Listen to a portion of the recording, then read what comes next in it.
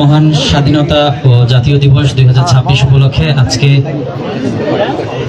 বাংলাদেশের সূর্য সন্তান বীর মুক্তিযোদ্ধাগণের সংবর্ধনা অনুষ্ঠানে মঞ্চে উপবিষ্ট মাননীয় প্রধান অতিথি জনাব শফিকুর রহমান কিরণ, সম্মানিত সংসদ সদস্য 222 শরীয়তপুর 2 আসন, আজকের অনুষ্ঠানের মাননীয় গেস্ট অব অনার জনাব ফারহানা কাদির রহমান, প্রাক্তন শিক্ষক ঢাকা বিশ্ববিদ্যালয়, বিভিন্ন দপ্তরের কর্মকর্তাবৃন্দ, বাংলাদেশ জাতীয়তাবাদী দল এবং এর বিভিন্ন অঙ্গ সংগঠনের নেতৃবৃন্দ এবং যাদেরকে ঘিরে আজকের এই আয়োজন, আজকের আয়োজনের মধ্যমণি বীর মুক্তিযোদ্ধাগণ, তাদের পরিবারবর্গ, সবাইকে আসসালামু আলাইকুম।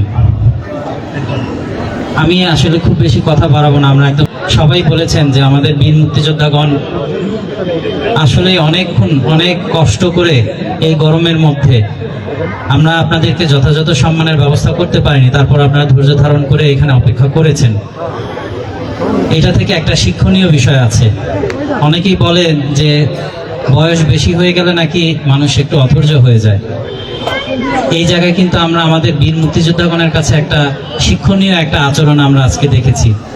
আপনাদের কিন্তু কোথাও বিন্দু পরিমাণ ধৈর্যচ্যুতি ঘটেনি। এজন্য আমি আপনাদেরকে কৃতজ্ঞতা ভরে আমি আপনাদের প্রতি কৃতজ্ঞতা জ্ঞাপন করছি যে আপনাদের কাছ থেকে আমাদের ইয়াং জেনারেশন যারা আছেন তাদের কিন্তু অনেক শিক্ষণীয় বিষয় আছে।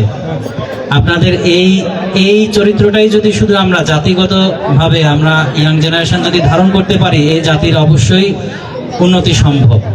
আপনাদের কাছ থেকে অনেক কিছু শেখার আছে। তার মধ্যে আজকে আমি নিজে ব্যক্তিগতভাবে এই জিনিসটা শিখেছি। এত কষ্ট, এত গরমের মধ্যেও এই বয়স্ক মানুষগুলো ধৈর্য ধারণ করে কোথাও তাদের ধৈর্যচ্যুতি ঘটেনি।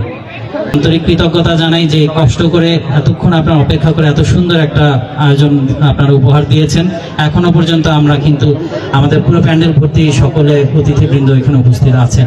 সবাই বলেছেন আমরা কিন্তু আসলে এই অবস্থানটা, এই প্ল্যাটফর্মটা তৈরি হয়েছে আপনাদের কারণে আমরা আজকে মাইক হাতে নিয়ে আমরা কথা বলছি, কিন্তু আপনাদেরকে আমরা সেই যোগ্য সম্মানটা দিতে পারিনি। রাষ্ট্রীয়ভাবে আমাদের সেই সুবিধাটা বা আমাদের সেই রিসোর্স আমাদের নেই যেটা দিয়ে আপনাদেরকে প্রপার আমরা অনার দিব। তবু আমরা চেষ্টা করি প্রত্যেকটা সরকারি প্রোগ্রামে সব সময় আপনাদেরকে সম্মুখ সারিতে রাখার, আপনাদের বুদ্ধি পরামর্শ নেওয়ার। যেমনটি আমাদের মাননীয় প্রধান অতিথি মহোদয় আজকে ঘোষণা করেছেন যে প্রত্যেকটা ওয়ার্ডে ডেভেলপমেন্টের বিষয়ে একটা কমিটি করা হবে এবং সেখানে আমাদের বীর মুক্তিযোদ্ধাগণ সেখানে থাকবেন, তারা ইনপুট দিবেন, তারা তাদের বুদ্ধি পরামর্শ দিবেন। এই আপনাদের অভিজ্ঞতা, এই অভিজ্ঞতার আলোকেই কিন্তু আমাদের সমাজটা এগিয়ে যাবে। আমরা সব জায়গায় দেখি যে সমাজে একটু বয়স হয়ে গেলে অবসোলেট মনে করে, কিন্তু আমরা আপনাদেরকে অবসোলেট মনে করতে চাই না। আমরা আপনাদের রিসোর্সটা কাজে লাগাতে চাই, আপনার মেধা, আপনার অভিজ্ঞতাকে কাজে লাগাতে চাই। আপনারা আমাদের পাশে থাকবেন, আমরা একটু একটু করে আপনাদের কাছে শিখবো। ভবিষ্যতে হয়তো আরো একটু সুন্দর অনুষ্ঠান আমরা আপনাদেরকে উপহার দিব। আমাদেরকে সবসময় ক্ষমা সুন্দর দৃষ্টিতে দেখবেন। আমি আপনাদের সকলের কাছ থেকে এই বলেই বিদায় নিচ্ছি এবং আপনারা সবাই সকলে দীর্ঘায়ু কামনা করছি। আমি খুবই ব্যথিত যে 16ই ডিসেম্বরের পরে প্রায় 7 থেকে 8 জন বীর মুক্তিযোদ্ধা কিন্তু আমাদের মাঝে নেই। আমি নিজেই গার্ড অফ অনার প্রত্যেকটাতেই নিজেই গিয়েছি। তো আমি আপনাদের সকলেই দীর্ঘায়ু কামনা করি। আপনারা সবাই ভালো থাকেন, সুখে থাকেন। পরবর্তী অনুষ্ঠানে যেন সকলকে ঠিক এমনিভাবে অক্ষত পাই সেই দোয়া থাকলো। সবাই ভালো থাকেন। আসসালামু আলাইকুম ওয়া রাহমাতুল্লাহ। এখন শুভেচ্ছা ছাড়া হস্তান্তরের পালা। প্রথমে আমরা বীর মুক্তিযোদ্ধা যাদের জন্য আয়োজন তাদেরকে উপজেলা প্রশাসনের পক্ষ থেকে আমি নাম বলছি। প্রথমে মুন্সি শামসুল আলম দাদন, তাকে উপজেলা প্রশাসনের পক্ষ থেকে শুভেচ্ছা উপহারটি গ্রহণ করার জন্য অনুরোধ করছি। FM কামাল উদ্দিন, যুদ্ধকালীন কমান্ডার। SM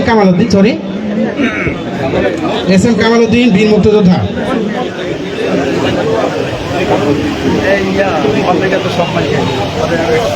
তার পক্ষে আউয়াল